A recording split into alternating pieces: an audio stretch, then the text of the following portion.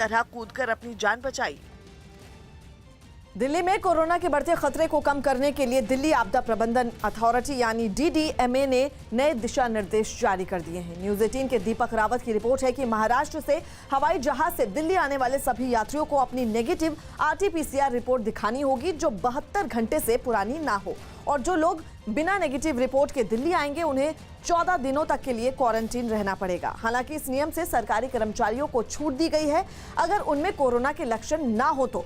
इसके अलावा शादियों में भी अब सिर्फ 50 लोग ही शामिल हो सकते हैं, तो वहीं अंतिम संस्कार में 20 से ज्यादा लोगों के शामिल होने की इजाजत नहीं होगी।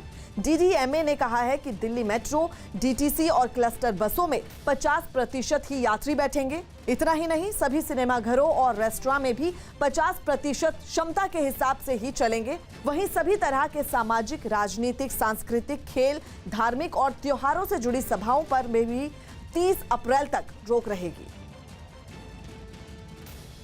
प्रशांत किशोर के ऑडियो सामने आने पर बीजेपी अध्यक्ष JP नड्डा ने न्यूज 18 से बातचीत में कहा कि प्रशांत किशोर भी वही बात कह रहे हैं जो बीजेपी कहती आई है। नड्डा ने कहा कि प्रशांत किशोर बीजेपी की बात की पुष्टि कर रहे हैं कि ममता चुनाव हार रही हैं। सोशल मीडिया प्लेटफॉर्म है जिस पर काफी वार्तालाप होता है, और वहां पर ममता बनर्जी के जो चीफ स्ट्रैटेजिस्ट है प्रशांत किशोर, उनका एक ऑडियो वायरल हुआ है जिसमें वो बीजेपी को जो बंगाल में समर्थन मिल रहा है उसकी बहुत साफ तौर पर बात कर रहे हैं।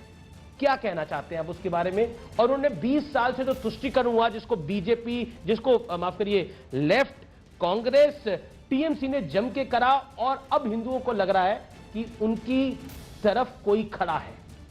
क्या कहना चाहते हैं आप? देखिए, प्रशांत किशोर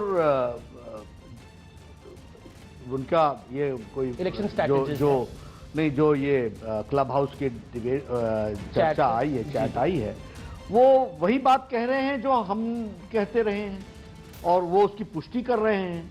तो इससे ज्यादा और क्या प्रमाण हो सकता है कि उनका स्ट्रैटेजिस्ट, उनको दृष्टि और दिशा देने वाला, नेतृत्व देने वाला व्यक्ति अगर वो इस तरीके की बातचीत कर रहा है जो बीजेपी कहती आई है, और बीजेपी को ही वो मान रहा है कि आने वाले समय में बीजेपी वो, पर उन्होंने बोला कि देखिए मेरी पूरी चैट आनी, पूरी ऑडियो आना चाहिए, मैं तो ये बोल रहा हूं कि बीजेपी नहीं जीत रही है। तो वो ये हमारे हाथ में तो है नहीं, वो अपनी पूरी चैट ले आए। मध्य प्रदेश में कोरोना के केस बढ़ने की वजह से राज्य सरकार ने कई शहरों में लॉकडाउन को बढ़ा दिया है। MP में बड़वानी, राजगढ़ और विदिशा में लॉकडाउन 19 अप्रैल सुबह 6 बजे तक जारी रहेगा।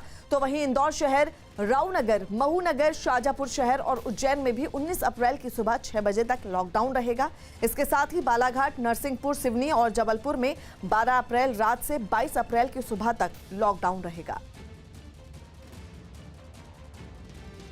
कोरोना की बढ़ती रफ्तार के बीच मध्य प्रदेश सरकार अब और ज्यादा सख्त हो गई है। भोपाल के बाद अब इंदौर और उज्जैन में 19 अप्रैल तक फिर से लॉकडाउन लगा दिया गया है। ऐसे में उज्जैन में महाकाल समेत सभी धार्मिक स्थलों को बंद कर दिया गया है। महाकाल मंदिर में कुछ पुजारियों को भी कोरोना हुआ। उज्जैन महाकाल मंदिर पिछले साल 2020 में लगे लॉकडाउन के बाद 75 दिन बंद रहने के बाद खोला गया था। महाकाल मंदिर अब फिर बंद कर दिया गया है जो 19 अप्रैल को खुलेगा। दुखद रूप से 2-3 पुजारी जो हैं वहाँ पर कोरोना से संक्रमित हो गए। अब चूंकि लॉकडाउन का फैसला लिया गया है और अगले 9 दिनों के लिए सभी धार्मिक स्थल बंद हैं, तो मंदिर भी पूरी तरीके से आम श्रद्धालुओं के लिए बंद रहेगा। जो वहाँ के पुजारी हैं वो वहाँ पर रहेंगे। हम लोग ये देख लेंगे कि अगर 44 साल से अधिक की उम्र के पुजारी हैं तो हम लोग तत्काल उनको टीका लगवा दें, या फिर एक उनकी बेसिक जाँच है वो भी हम लोग करा लेंगे, जिससे कि आगे इस प्रकार के संक्रमण के फैलने की संभावना वहाँ से ना रहे। ओडिशा के मयूर